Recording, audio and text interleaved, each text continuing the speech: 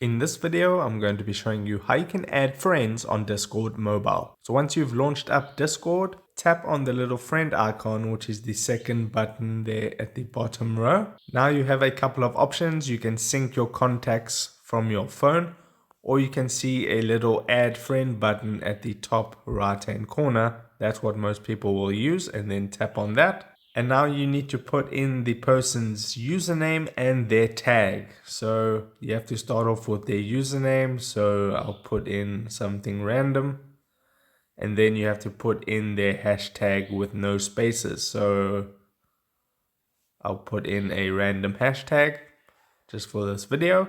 Once you've entered the username and the hashtag correctly, you can press the send friend request button, but you also notice there's a nearby scan button over there.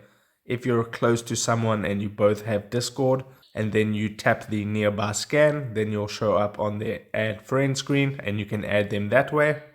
Otherwise, just go ahead and put in the username and the hashtag, then just click on send friend request. The request will be pending until that person accepts your friend requests, and then you will see them in your friends list once they have accepted. If this video helped you out, don't forget to drop a like on this and subscribe for more, and I'll see you in the next video. Take care.